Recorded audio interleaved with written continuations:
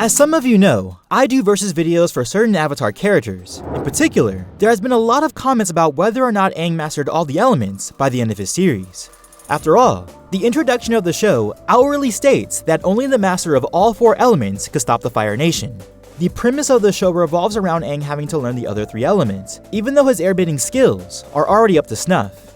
So let's break it down and see if Aang truly did master all the elements, or more importantly, did he even have to?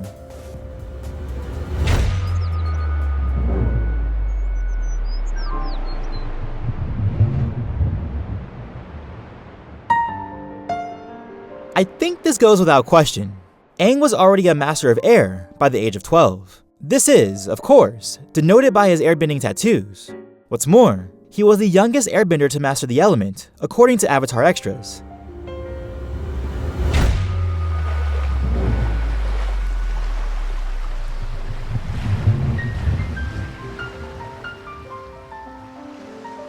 This element comes with the most contention. Unlike airbending, nothing in the story outright says that Aang mastered waterbending, and many would point to his achievements in Book 1, such as the water spout he created in the first few episodes, or the hybrid water spirit he manifested in the finale. However, these 2 feats were generated via the Avatar state, not his own skill or experience with water. Still, he was highly efficient with waterbending, and I would argue that he was a master of the element, yet I would not put him on par with masters like Pakku, Hama, Katara, and yes, Korra. Aang could only consistently match these types of feats with the Avatar state, but not of his own accord.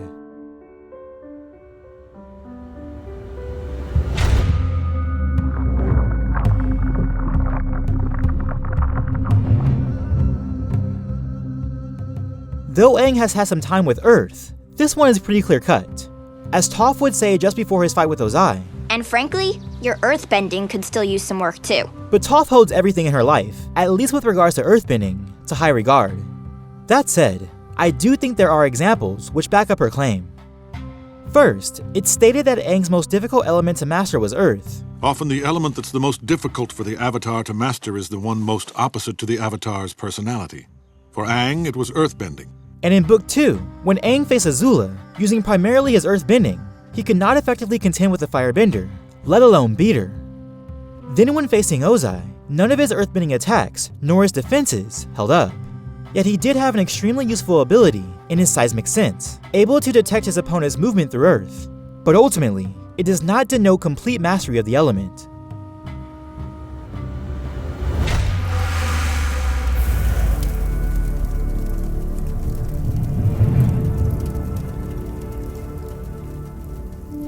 Aang was naturally gifted with the element of fire, electing not to use it only because he harmed Katara on one of his first sessions. However, by the end of the series, it's very clear he has not mastered the element, as he openly admits himself. I'm not ready. I need more time to master firebending. So, you all knew Aang was gonna wait? Honestly, if Aang tries to fight the Fire Lord right now, he's gonna lose. No offense. He did earn the respect of the dragons, the original Firebenders, but that was for his natural talent, rather than any form of mastery. And when he did fight Ozai, even his augmented, Sozin's common firebending could not contend, as Aang and Sokka predicted. That said, he did hold an ability with lightning redirection, if not lightning bending itself, which could have very well ended his fight with Ozai, had he not shown mercy.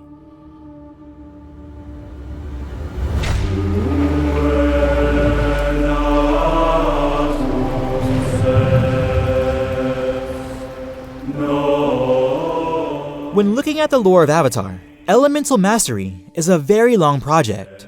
It took Roku and Korra several years of training to master them all, and Aang would need a lot more training to get to that level.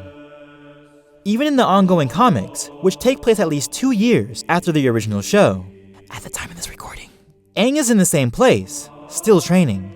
But ultimately, it doesn't really matter when he has the Avatar state at his disposal. His past lives informed his experience and technique, and Rava empowered his ability and strength, as we've seen from the show, and some of his achievements in the comics.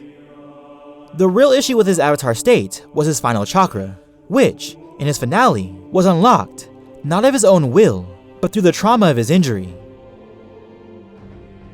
On his own accord, he did not master all the elements by the end of his series, and even in the ongoing comics at the time of this recording. But what was most important was that he unlocked his chakras, and by extension, his avatar state. So the larger question may be how one defines mastery. As Roku would say, The avatar state is a defense mechanism designed to empower you with the skills and knowledge of all the past avatars. once the avatar state took over, the avatar in question is sharing the experience of their past lives, rather than their own. And through the avatar state connection, one did achieve mastery over the elements.